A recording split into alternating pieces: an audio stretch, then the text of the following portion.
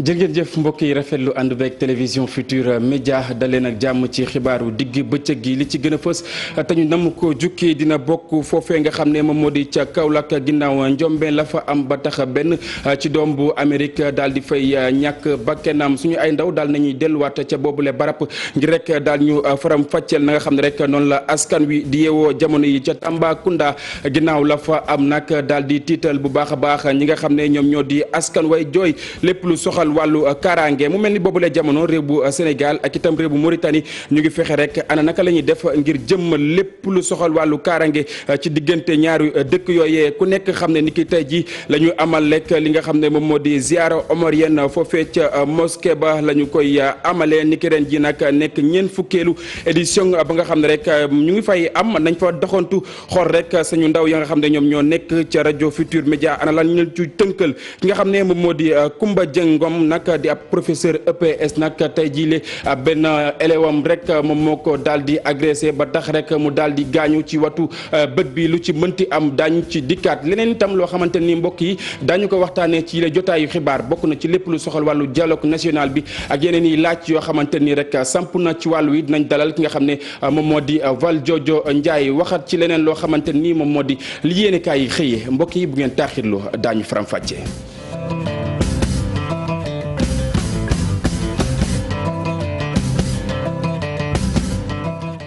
jërë ngeen jëf mbokk yi rafetlu ànd beeg télévision Futurs Médias dal leen ak jàmm ci xibaar yi nañu ko junjee woon yenn ci ponk yi noonu la ñu koy dooree ni ki tey ji nag la ziara annuelle ba nga xam ne rek ñu ngi koy amal foofee ca mosquée bu omarienne ni ki ren ji nag nekk ñeent fukkeelu édition bi dañ fay doxantu fekk fa suñu ndaw Salimata Aw maa ngi lay nuyu. Cheikh Diop maa ngi lay fay. noo def mbaa yaa ngi si jàmm. ana lan lañ mën a tënk ci li nga xam ne rek moom moo xew foofee nga xam ne moom moo di ca mosquée omarienne.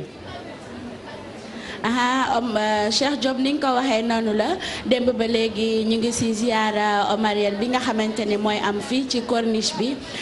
yëf yi nag démb la tàmbale ak symposium bi nga xam ni amoon na ca King Fahd Palace ñu doon fa waxtaanee thème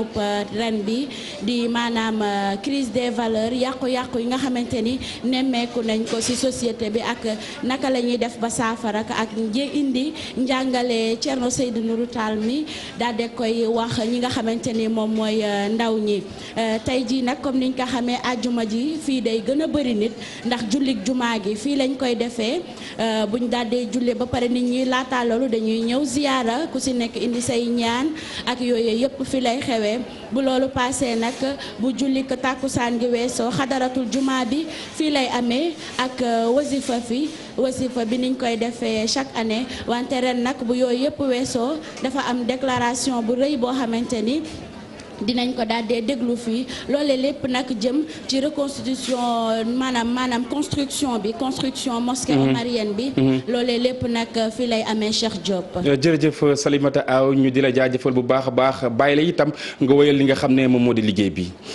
dañuy addu ci leneen foofee nga xam ne moom moo di ca buntu Pikine Pak Lambaay nag ni ki démb ci guddi ab lakk moom moo fa am ba tax ay magasin yu bëri nag daal di loru ci mbir mu ni mel mu mel ni amul ay doomu aadama yoo xamante nii daal nañ ci ñàkk seen ay bakken jamono yi ñuy addu ak yéen li nga xam ne moom moo di police bu Pikine daal dinay ubbi ab l'enquête jëmale ci wàllu woowee. ñu wax ci leneen mbokk yi doxantuwaat foofee nga xam ne moom moo di ca Kaolack ginnaaw jéeja fa am ba tax benn ci doomu Amérique daal di ñàkk bakkenam nga xam ne nag moom moo di waajuram jamono yi nag yaram wi sutante na lool suñu ay ndaw delluwaat nañ fa xool askan wi ana naka la ñuy dundee lu ni mel li ñuy jooy bokk na ci rek ñàkkub kaaraange bi nga xam ne rek am na ca boobule gox Ibrahima Jàmme Fally Gaye. deret bu tàq ci buntu kër gi nga xamante ni moom nañu cambriolé ay nit ñu bëri nag ñëw dañ si kumpa taxaw ci bërëb bi boom bi ñu boom doomu américain bi le te doonoon seen dëkkandoo nag tax na ba ñu dëkk ci gox bi le am nañ lu leen metti lool. ñi ngi naqarlu nag lii di ko naqarlu di ko jooy bu baax a baax ndax Mouhamed ku baax la woon ku amut ak kenn xaar ma yàlla li dal si kawam métti nañu ba fa métti yem. Mouhamed man ak moom bi ñu nekkoon ay xale yu ndaw moom si internat bi sax laa ko jëkk a xàmmee moom ak magam bu góor Sidik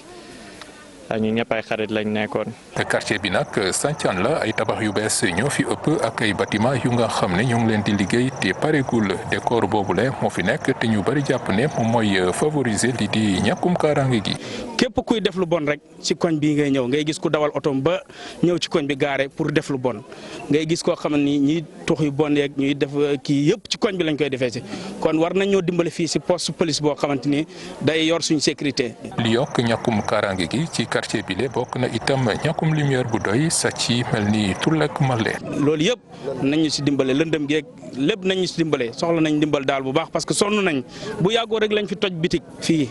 fekk fi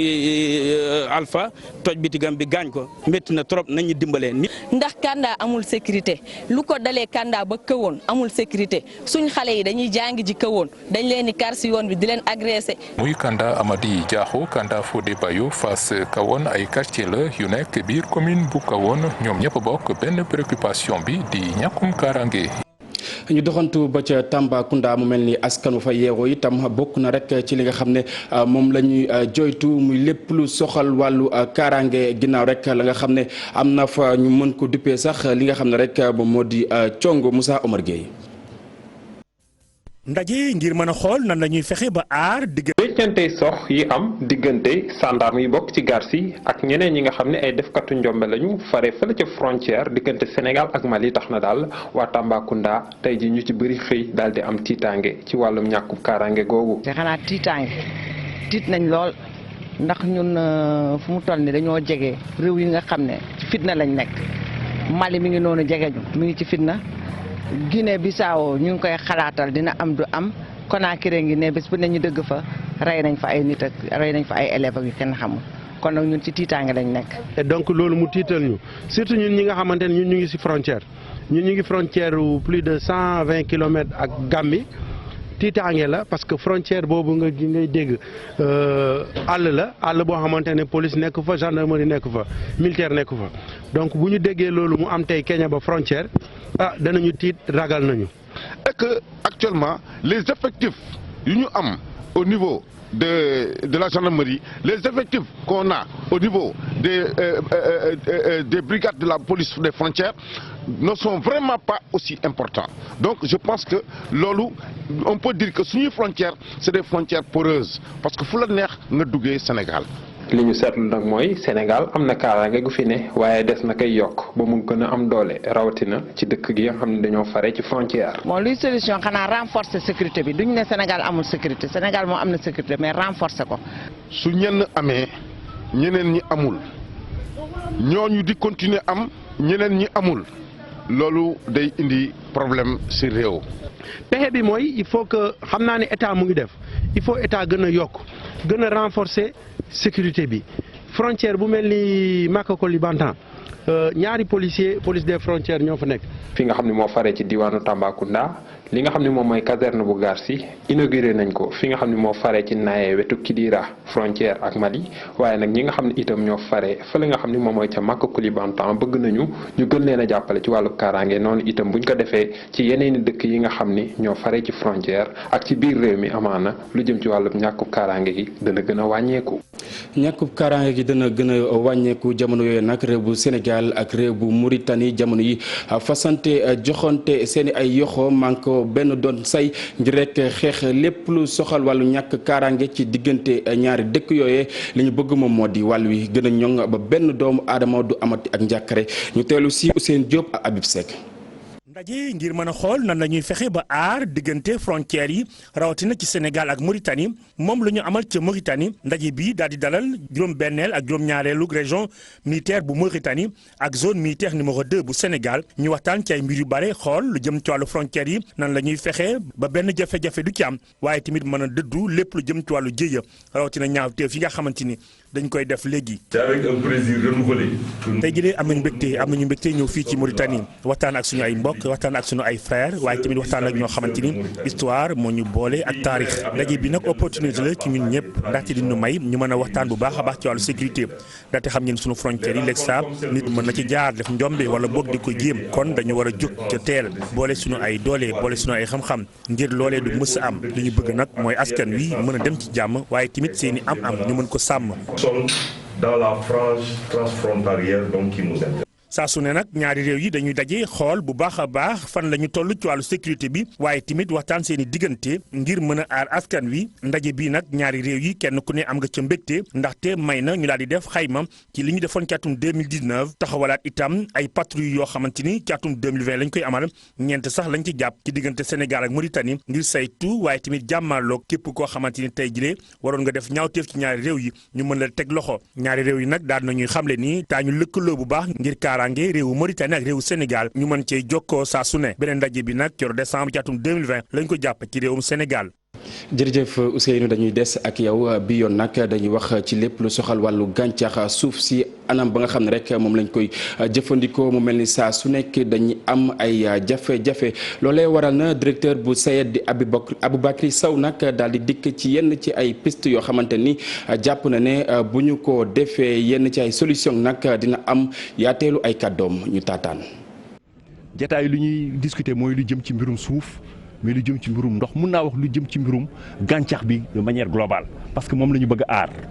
parce que ku wax mbay da ngay wax suuf ku wax mbay da ngay wax ndox parce que ñaar yooyu ñoo mun ànd bu ñu àndulee mbay bu baax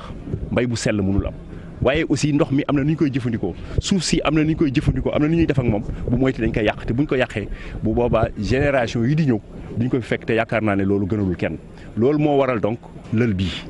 dafa am ay jumtukaay yi nga xamee ne say tëggoon na ko yàgg na mën naa ay at yu bari ñuy wax plan d'occupation affectation des sols ñuy wax charte domaine irrigué ñuy wax SIF waaye jumtuwaay dafa yàlla def ne collectivité locale yi ni ñu koy jëfandikoo dafa xaw a des ba pare ñu gis ci ay jafe-jafe loolu moo waral alors ñu ne nañu toogaat xool lii lu ko waral lan mooy jafe-jafe yi buñ ko xamee xool nan la ñuy def pour mun dindi jafe-jafe yooyu ndax buñ fi jógee ku nekk mun ko appliquer normalement parce que yaakaar naa ne buñ ko defee rek bu boobaa suñu mbay suñu koom-koom dana gën a gaaw donc ci biir ci diwaan. ñu àddu ci leneen mbokk yi lu ëpp juróom-ñeent fukki million nag suñu ay koppar li lee doon ay koppar yoo xamante ni ficc nañ ko dajale ko ngir rek daal di defar li nga xam ne moom moo di basilique mineure bu Popenguine ngir loolee gën a ñoŋ ab jotaay boo xamante ni ñu ngi ko doon yëkkati ngir rek daal di fexe ana naka la ñuy def ngir jëmmal lu ni mel dañ ci teewlu reportage bu Abdourahmane Diallo ak Mamadou Gueye. chrétiens yi daal di joxante loxo cotiser ba am lu ëpp juróom-ñeenti fukki millions ci sunu koppar loolu rek ngir defaraat basilique mineure bu Popenguine. 97 millions yooyu boo leen ko déggee am na ci ñu bëri ñoo xamante ni def nañ ci seen njëriñ am na ñoo xamante ni dañ leen oowee ay contributeurs anonymes maanaam ñu ci def seen njëriñ te bëgguñu xam seen tur ci kumpa am na ñu ci ñoo xamante ni ay particuliers lañu déggoon ngeen ñu def Orange Money. am na ñoo xamante ni paroisse la maanaam jàngu yi nekk ci biir diocèse u Ndakaaru bi am na yoo xamante ni association yi ak groupe d'apostolat yi nga xamante ni ñoo bokk ci biir jàngu bi ñoom ñoo ko dajale. liggéey yooyu nag ci diiru ñaari weer la te lu toll ak juróom fukki millions lay jar. liggéey bi xëy na du yem rek ci biir basilique bi mais liñ ci war a defar yëpp ci biti ak esplanade bi ci lu moom moo taxoon ñu ne bu pare ñu saytu ko xool lu ci war a nekk ñu joxaat bërëb bi taar bi mu war a am. ndaje bi ñu amal ak taskatu xibaar yi tamit tax na ñu waxtaanee liggéeyu sanctuaire ba ñuy xamle ni sax mënut a pare fii ak pèlerinage marial bu 2020. lu jëm ci sanctuaire bi bu ma leen nee tey jii nii kañ la liggéey bi di pare damay wax lu ma neex waaye li am ba des mooy que ni mënuñu ko jeexal fii ak pèlerinage bi di ñëw ndax liggéey yooyu ci diiru ñaari at lañ ko programmé woon. projet qui devait être réalisé sur au moins 2 ans. ci fàttali le 19 octobre bii ñu génn ci la archevêque bu Dakar daal di woo chrétiens yi ñu daal di cotiser ngir defaraat basilique mineure bi nguur gi tamit fas yéene ni ci dugal loxoom. dañuy àddu ci leneen lu soxal wàllu njàng mi ak njàngale mi fii ci réew bu Sénégal mu mel ni Koumba Dieng Ngom nag di ab professeur EPS moom lekk la benn élève daal di agressé foofee ca CM Maam Thierno Birahim Mbacke mu mel ni ki def lu ni mel nag di wóo ci turu Dieynaba Ndiaye nekk ci classe 5e M1A. ñu desandi ci wàllu woowee ba tey mu mel ni G7 nag mi ngi wéyal bu baax a baax loolee nga xam ne jàppoon na ko ba suñu jon yàllaay tey li mu xamle moom moo di nguur bu Sénégal daal di xaatim wala bokk daal di jëmmal li nga xam ne rek moom la dige woon ak ñoom ca atum 2018 ba suñu jon yàllaay tey ñoom ñooñee amoon nañ ab doxu nemmeeku ab doxu ñaxtu Fatimata Touré ak Modou Diop. ñu dooree ko ci place de la nation daati dem fi nga xam ni moo di rond-point RTS ñoom jàngalekat yi nga xam ni ñoo bootu ci G7 di ñaawlu li nga xam ni rek moo di accord yi nga xam ni signé woon nañ ko ak gouvernement du Sénégal waaye ba tey kenn respecté wu ko ñoom nag dañu jàpp ni sax tekkaaral bi nga xam ni moom la nguur gi def dafay wane ni rek secteur éducatif bi ñoru ko. gouvernement bu buggee jàmm am ci njàng mi na fexe accord yu mu signé mu respecté ko loolu rek mooy solution bi mooy jàmm parce que gor ca wax ja te ñun duñu dellu ginnaaw. ñaari at ñu ngi muñ ñëpp naan ñu jàngalekat dañu bëgg xaalis or du xaalis problème bi problème gouvernance la kayit buy def juróomi at si circuit bi amul fenn ak càcc mii am ministère des finances si impôts yi ba ñu fay impôt mais ni ñu koy defee dafa ñaaw ak également au niveau du ministère de l'urbanisme depuis 2015 DMC yi mënuñu ko régler moo tax ñu ne dafa doy. ñaari at ba ñu daati xaatimee accord bi lee ci diggante état du Sénégal ak enseignants yi wante nag ba léegi kenn jëmalu ko loolee nag waral G7 di ñaan président de la République mu daal di jël dossier bi. xeex bi day gën a tar parce que ñun lu ñu wax lépp mu ngi ci camp Macky Sall président Macky waxuñu ko mu jox ñu xaalis ci réew mi yamale la ñu wax Sénégal ngay gis jàngalekat buy fayeeku 250 000 wala juróom fukki junni. waaye nag lu mu ci munti doon ñu jàpp ni rek ni enseignant yi nga xam ne ñoo nekk ci daara diggu doom yi ñoom nag duñu wéet benn yoon ci seen xeex. suñ teewaay fii teewaayu jàppale la teewaayu sóobu la sóobu ci xeex bi nga xam ne moom la secteur éducation di xeex pour que li ñuy tawat booba ba léegi ñu am ci solution tey jii. loolu évidemment gouvernement ci responsabilité gouvernement la mais ñun tamit am nañ ci responsabilité ñun leader syndicaux yi suñu responsabilité mooy fexe ba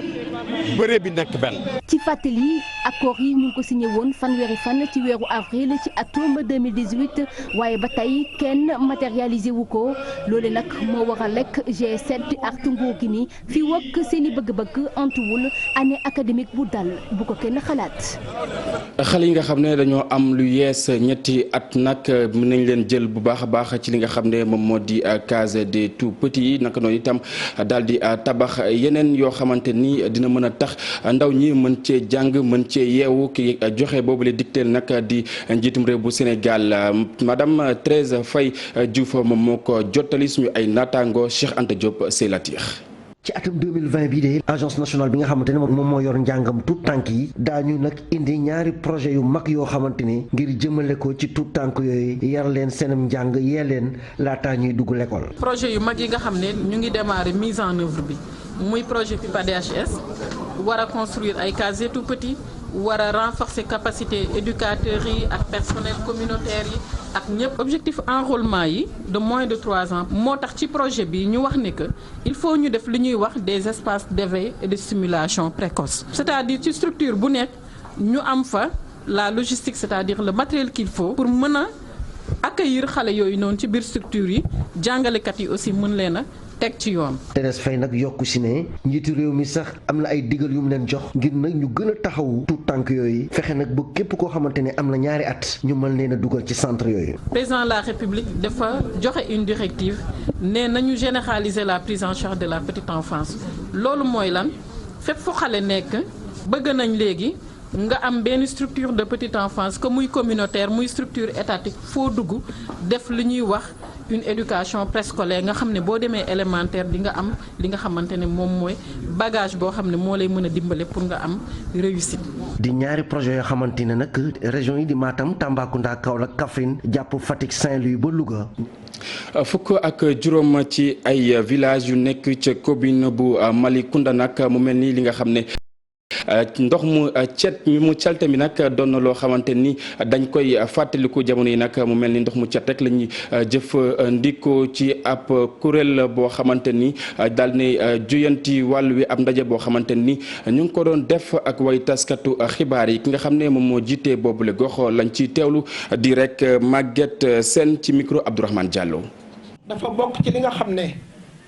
nit mënut a dund sans ndox te.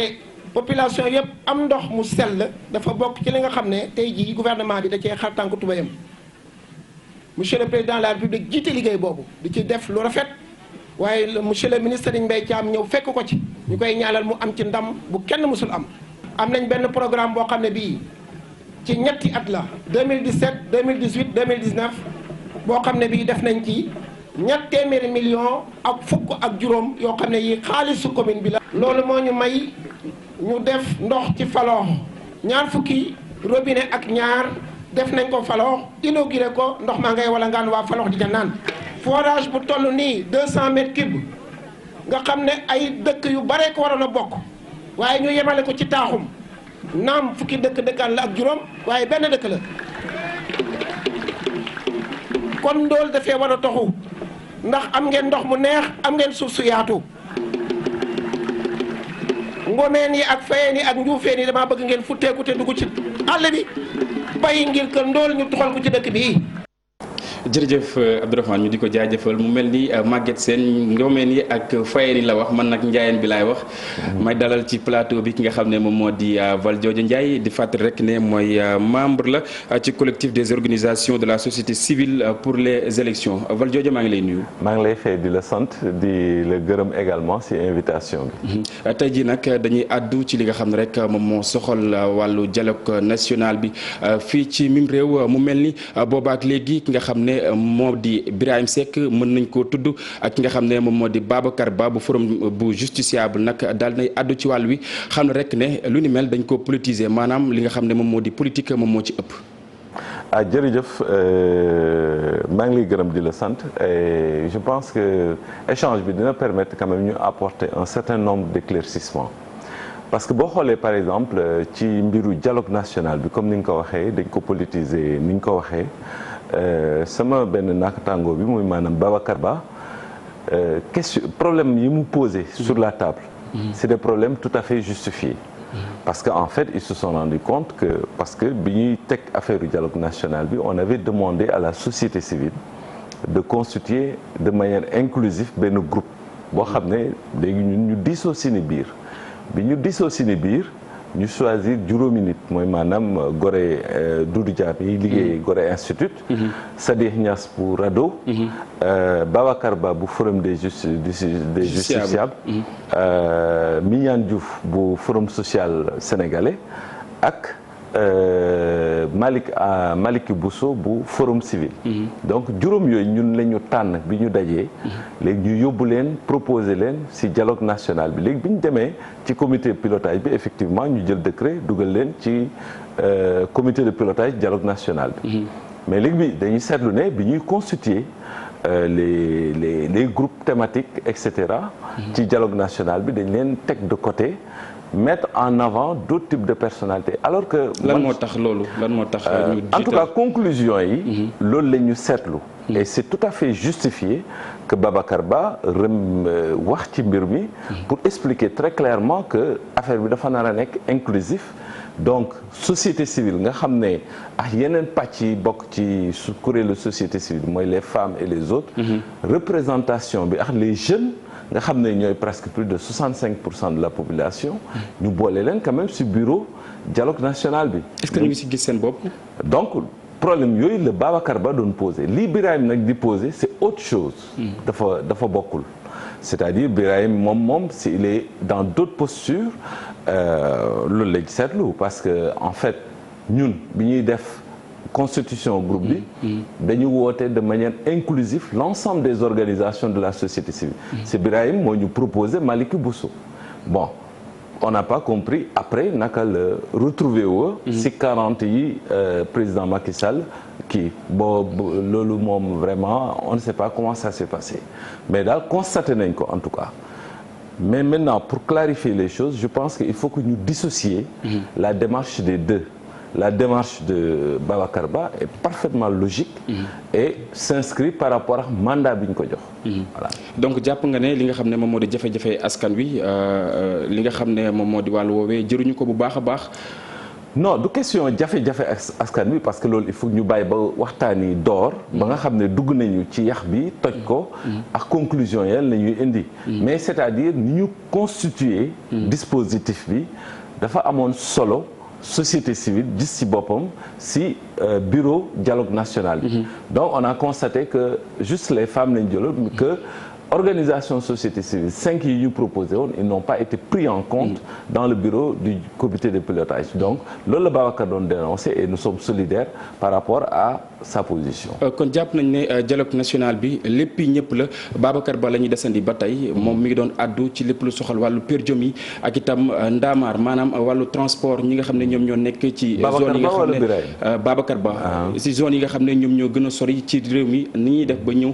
ci li nga xam ne rek moom moo di ndaje yi ngeen di amal. waaw loolu il faut que ñu am si beneen vision parce que je pense que dialogue national quand même dafa nar a nekk un acte d'engagement citoyen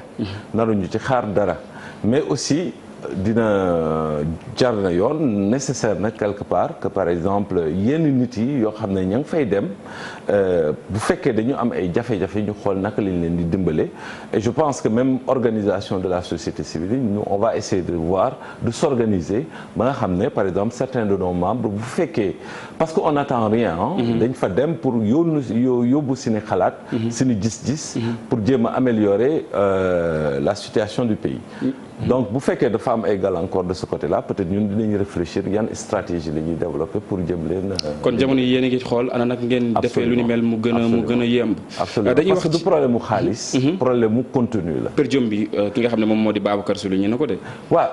souligné na ko en fait dafa porter. combat bi. benn demande. parce que bon peut-être mun naa approfondir aussi question bi en vous disant que par exemple am na ñoo xam ne par exemple ay woy laago la ñu toog foofu par exemple du discuter ba 23h 22h. de la nuit. am ay jafe-jafe par exemple nar a ñibbi par exemple ay Caaroy wala par exemple Tëngéej. yoruñu oto. quand même ñooñu naruñu leen mun a bàyyi noonu. donc c'est question de sensibilité humaine la je pense que c'est nécessaire quand même ñu xool naka la ñuy traiter cette question là. ñu àddu ci beneen ab laaj bu soxal wàllu commission politique bi nag nga xam ne ki nga xam ne moom moo di général Niang moom moo ko jiite lu tolloog juróom-ñetti weer ngeen nekk ci liggéey bi fan ngeen ci toll. waaw balaa may dugg ci fu ñu toll de manière opérationnelle ci liggéey bi. dafa soxla quand même ay éclaircissement pour aller très rapidement ci mbir bi. xam nga commission politique bi nekkuloon commission politique. chaque élection bu jeexee Sénégal dañuy teg en place cadre de concertation pour améliorer système électoral bi. donc bi ñu defee cadre de concertation boobu. après opposition ak yenn frange parti politique yi dañu demandé woon ñu ériger ko en commission cellulaire. discussion yooyu ñëpp fekkee nañ ko donc si la ñu tegee en place commission cellulaire. ci biir discussion yi bi mu amee boo seetluwee pourquoi ñu dem Ngor Jaarama et c'est bon de le préciser. Ngor Jaarama on n'a pas été pris en charge par l'État sur exigence des participants de l'opposition et cetera. dañu demander à ce que bu ñu am benn lien de dépendance avec l'État. y compris le ministère de l'Intérieur loolu moo tax ñu dem Ngor Jaarama avec l'appui du PNUD. ngeen laale ak nguur bu Sénégal daal. avec l'appui du PNUD c'est pour créer rek benn logique d'indépendance. nga xam ne propositions yi day claires. bon. aspect boobu dafa important PNUD accompagner ñu donc ñoom ñoo jël en charge l'hôtel foofu la ñuy defee les discussions muy benn ñaareel ba bi ñu demee ba ci biir discussion yi il s'est posé le problème de la tutelle de la commission bi ñu teg opposition non alignée ak yeneen franges yi nekk dans le dialogue ñoom ñoo demandé à ne pas être sous la tutelle du ministère de l'Intérieur mais du dialogue national et ils avaient exigé du président de la République mu jël benn décret institué ko parce que boobu jamono jooju arrêté moo ko tegoon. arrêté moom moo tegoon. moo tegoon commission. baax na ngir nga leeral ko voilà c'est important. maintenant bi ñu exiger ñu defar décret bi ci biir waxtaan yi président nañu bon donc commission politique bi. damay def décret ci biir dialogue national bi def leen ci tutelu dialogue national bi. comité de pilotage dialogue national bi mais yan lay doon les choses étaient claires hein. donc. te ñëpp a xam ne de manière dans la démarche ni ñu constituer commission politique bi c'était inclusif parce que boo xoolee bu baax parti politique yi ñoom dañu jël ñëpp seen représentants yi société civile par contre dañu daje les deux grandes coalitions yu travaillent sur les questions de gouvernance démocratique ak élection muy maanaam la pacte ak le collectif des organisations de la société civile dañ leen laaj dañu bind non responsable ne leen ku ci nekk na joxe ñaari tur donc ñoom waa pacte nga xam ne forum civil si la bokk mooy assurer sax porte-parole bi ñu dajee ci la ñuy jël ñaari représentants yooyu di Djibril Gning ak Youssou Daw léegi ñun collectif ñu jël ñaari représentants Valdiodio Ndiaye ak Moundiaye Cissé léegi ñun ñooy 4 représentants yi au sein de la commission politique pour le compte de la société civile très clairement pour éviter ay polémiques ñuy dem dans tous les sens parce que affaire dafa am historique ak trajectoire boo xam ne dafa nécessité ñu clarifier ko à ce niveau là. dëgg la waaw ñu di la jaajëf léegi peut-être inclusivité fi ñu toll actuellement au niveau du dialogue mën nañ jàpp ne on a fait des avancées fu mu nekk ñi ngi waaj a acté évaluation de tout le processus électoral du ñu bàyyi dara audit du fichier et également am nañu ay actes yoo xam ne dinañ ci dem bientôt mooy maanaam affaire coalition yi affaire parrainage affaire yooyu ñu jël si ay mesures bu fekkee am nañu consensus ou pas. jërëjëf ñu di ko jaajëfal bu baax a baax moom Valdiodio Ndiaye di fàttali rek membre la ci collectif des organisations de la société civile pour les élections mbokk yi dañuy wëyal li nga xam ne moom moo di jotaayu xibaar yi dañuy àcc ci li nga xam ne rek moom moo di li yéenekaay yi xëyee. jërë ngeen jëf tàggale mbulañse ak fëriñ moo gën a yomb tàggale Sénégal ak guerre li koy firndeel mi ngi daanaka ci mboolem yéen a kay ñu xëyandool ubbi le quotidien li ñu naan indice de perception de la corruption mu di natt gi ñuy natt tolluwaayu guerre ci àdduna bi rapport bi ñu ci def 2019 génn na waaye la mu génnee moo di suñum réew di Sénégal génnagul ba léegi ci réew yi guerre maanaam corruption ëppee doole ni ci téeméeri réew ak juróom-ñett fukk yu ñu natt ci àdduna bi Sénégal ma nga ca juróom-benneelu fukkeelu place ba ak juróom-benn maanaam 66e place sur 180 la Sénégal nañu foofee ñu naan son rouge ci classement bi Sénégal génn gu fa ba léegi la tribune dëggal ko waxee ñu ko noonee Sénégal dans le rouge te loolee nag du ci rapport ren bi rek la ñu ko seetlu 2016 ba léegi Sénégal deful benn jéego bu koy génnee ci languk réew yi guerre ak nduxum di lëmbe ci àdduna bi journal bi nañu du gaaw a régler nag ndax ñi ko war a saafara mu di état bi fa la guerre gi gën a wullee ñaay loolee sax a tax journal bi jàpp ne yéenee xeex corruption amul ci réew mi enquête dina kay nañu li am ba des daal moo di corruption bi tey la gën a sëxiñ ci réew mi l'observateur di ñu tojal benn li tax suñum réew nekk ci zone rouge bi li tax ba Sénégal bokk ba léegi ci réew yi guerre ak mbuxum ëpp doole ci àdduna bi kàddu la yu journaliste yi l'observateur yi nangoo ci Birahim Seck coordonnateur bu forum civil démb ba ñuy siiwal rapport indice perception corruption 2019 mbiri Petrotim Prodac ak Big Togo bokk na ci li tënk Sénégal l'observateur xamal ñu it ne waa forum civil ñoo ngi sàkko traque des biens mal acquis gi ñu fi doon def mu di topp gi ñu doon toppee ñenn ñi teranga julewul ku répression enrichissement illicite mi ko fi tàmbali woon na ko continuer ñaar fukki personnalité ak juróom yi nga xam ne bindoon nañ seenu tur jox ko Aliou Ndaw na ca ku répression enrichissement illicite dem ak ñoom ba ca pandaw la Birahim Seck ak i gaayam ne bëgg nañu it ñuy siiwal rapport yi nga xam ne organe de contrôle yi ci réew mi ñoo ngi ko dëkkee def grand place gis ne corruption bi ak ni mu amee doole ci Sénégal mooy góom bi gas-gas yi di nàcc ci réew Macky Sall journal bi nañu OFNAC am na fi waaye daanaka xottu kese la amul benn compétence ci juróom-ñetti ati Macky Sall yi ñaari rapport génn nañu fi di ay rapport yoo xam ne la ca feeñ ci jalgati ak jëfi maa tey na la ko yàlla nëbbu te taxul ñu jéem ci dara ay kilifa yu mag ci république bi dëkkee sàcc alal réew mi ñu leen di jàpp te kenn du leen ne seen bët bi suufa ngi ci au contraire dafay mel ne sax sàcc yi ci réew mi ak jalgatikat yi dañu leen di dojji ak di leen encouragé Sud Quotidien nañu tolluwaaye guerre ci àdduna bi Sénégal ma nga ba léegi ca zone rouge ba ñi nekk ci zone de turbulence ñi ngi ci libération yëral xët mu njëkk journal bi directeur de l'hydraulique ba woon ci ministère de l'hydraulique DAS ba woon ci ministère de l'hydraulique ak président directeur général bu GTI ñooñee mu di Moustapha Sané Mamadou Diokhane Gorgui Sow ak Richard Teneng ñoom ñeenti ñëpp libération nee nañu ñoo nga ca kaso ba démb lañu leen mandat dépôt li leen ko yóbbee nee nañu mi ngi jóge ci scandale bu ñu ne dafa am ci marché bu soxaloon tabax ay forage scandale bi mi ngi amee ci ministère hydraulique libération tegal ñu ci ne procureur bi ubbi na ci information judiciaire ngir leeral tuumay détournement deniers publics ak tuumay faux et usage de faux ndax yooyee lañ leen di toppee topp leen ma ci Sud Quotidien ñu xooli jàngalekat yi réew meeg defante bi ñu bëgg a nekkee ak nguur gi journal bi nee nañu ci kaw Macky Sall la waa G7 jëm ne ginnaaw geraw total bi ñu defoon ci école yi réew mi démb ci alxames ji ci mbeddi dëkk bi la ñu gont ak marche nationale mu di waa SAEMS CUSEMS SELS UDEN ak compagnie nee nañu fi ñu nekk ni comme lambay ñaaw na nu ñuq seen yoon nekku ci sursoi nañu situation boobeeg ñaxtu yooyu xultu yooyu jàngalekat yi nekk ñeenti ministre de la république yi génn nañu ci mu di Mariama Sarr ministre fonction publique ak Mamadou Talla ministre éducation nationale yi mel na ñuy soofantal jàngalekat yi ministre finance ak budget di Abdoulaye Daouda Diallo mi jéemul dara ci seeni rappel ak ministre Abdou Karim Fofana mi war a lijjanti seen logement yi ca jam ñaajo te tàllul dara ndax setal dëkk bi Sud Quotidien dolli ñu ci ne lu jëm ci waxtaan ak jàngalekat yi ñaxtoo ko xultu président de la république Macky Sall sant na ministre yi ko war a gérer ñu def ca lu gaaw Soleil national ñëw ak ñun ci yeneen yu président national santaane mi ngi jëm ci jëmmal budget programme yi nee na nañu ko def nu mu gën a gaawee cata gaaw wala jamono yàqu ubbil Les Échos ca pavillon Q ba ci université Cheikh Anta Diop bu Ndakaaru la ñu fekk benn étudiante mu doon avorté.